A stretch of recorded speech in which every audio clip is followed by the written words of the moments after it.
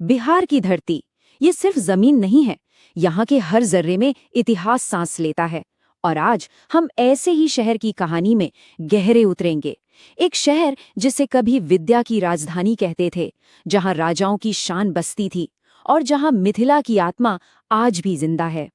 लेकिन जैसी हर महान कहानी में होता है, इस शहर की चमक के पीछे भी कई गहरे अनसुलझे राज छिपे हैं।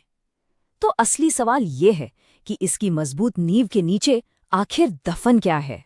यहाँ के पुराने राजमहलों के नीचे आज भी गुप्त सुरंगों की बातें होती हैं, ऐसे रहस्यमयी रास्ते जो न जाने कहाँ खुलते हैं और किन राजों को छुपाए बैठे हैं। सिर्फ सुरंगें ही नहीं, बल्कि भूले बिसरे बेशकीमती खजानों की कहानियां वो आज भी यहाँ के हवाओं में जिंदा हैं।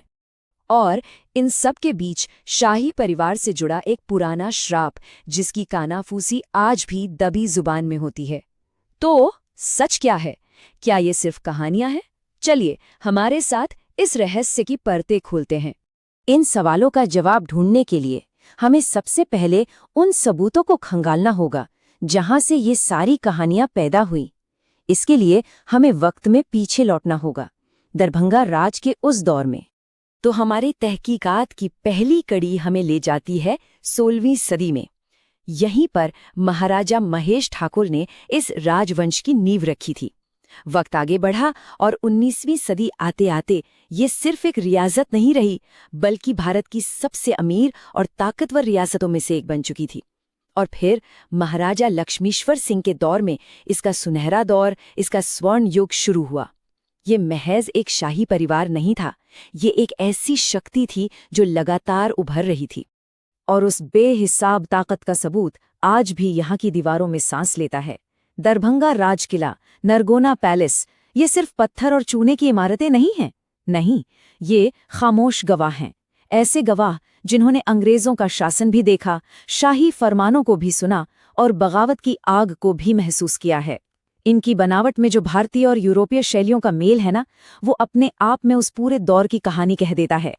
इस कहानी में एक और दिलचस्प मोड़ आता है महाराजा लक्ष्मीश्वर सिंह के किरदार से। सोचिए, वो उस वक्त ब्रिटिश भारत के सबसे अमीर लोगों में से एक थे, लेकिन लोग उन्हें उनकी दौलत के लिए नहीं, बल्कि उनके दान के लिए जानते थे। उन्हें दानवीर के नाम से पुकारा जाता था। अब ये जो विरोधाभास है, यही इस पूरी कहानी को और भी पेचीदा और भी गहरा बना देता है। लेकिन इस साम्राज्य की दौलत और ताकत की कहानी तो सिर्फ सतह पर है। इसकी असली जड़ें कहीं ज्यादा गहरी हैं।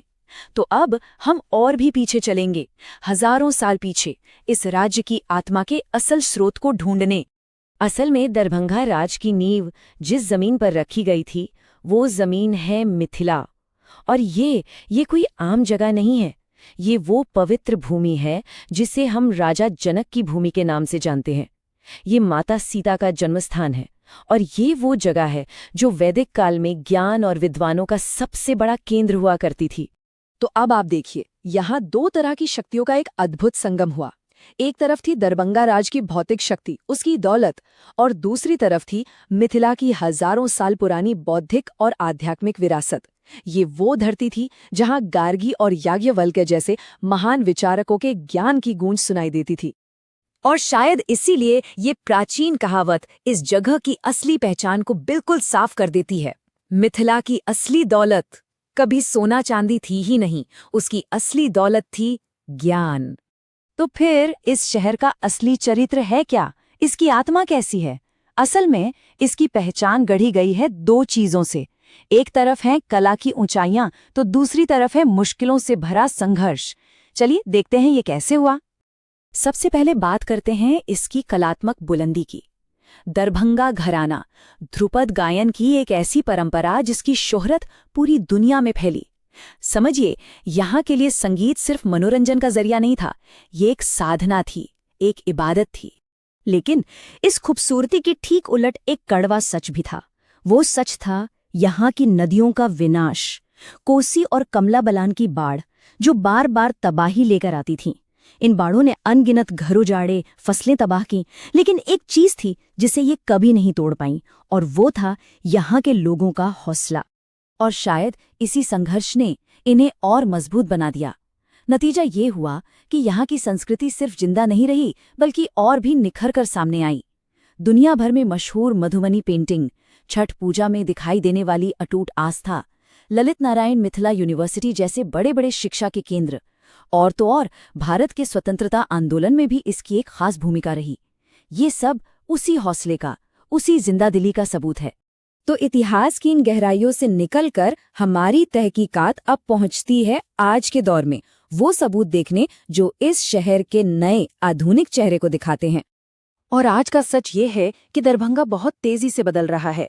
एक तरफ दरभंगा एयरपोर्ट ने देश दुनिया से इसकी कनेक्टिविटी को पूरी तरह से बदल दिया है, वहीं दूसरी तरफ स्मार्ट सिटी प्रोजेक्ट्स और बेहतर होती सड़कें और रेल नेटवर्क इस शहर को एक बिल्कुल नए भविष्य की तरफ धकेल रहे हैं। वो शहर जो कल तक अपनी विरासत के लिए जाना जाता था, आज अपनी तरक्की की एक नई कहानी लिख रहा है। तो चलिए अब वापस चलते हैं उसी सवाल पर जहां से हमने ये सफर शुरू किया था, उन रहस्यों पर, उन खजानों पर। तो हमारी इस पूरी पड़ताल का आखिरी नतीजा क्या निकला? नतीजा ये है कि दरभंगा का असली खजाना कभी जमीन के नीचे दबा हुआ सोना या कोई गुप्त सुरंग थी ही नहीं। वो सब कहानियां असल में सिर्फ इशारे थे, प्रतीक थे। तो फिर असली खजाना क्या है? असली खजाना है यहाँ की विरासत, राजा जनक की यादें, दरभंगा राज के राजाओं का वो दौर, ज्ञान की वो रोशनी जो यहाँ सदियों से जल रही है, संघर्ष की वो दास्तां जो यहाँ के हर इंसान को मजबूत बनाती है, और सबसे बढ़कर एक ऐसी सभ्यता जो हजारों सालों से आज तक अटूट खड़ी है। तो आप देखिए, दरभंगा सिर्फ एक शहर का नाम नहीं है, ये एक जीती जागती सभ्यता है। और इसीलिए अंत में सवाल ये नहीं रह जाता कि इसका अतीत कितना शानदार था, बल्कि असली सवाल ये है कि अगर इसका इतिहास ही इसका सबसे बड़ा खजाना है तो इसके आने वाले भविष्य की कीमत क्या होगी।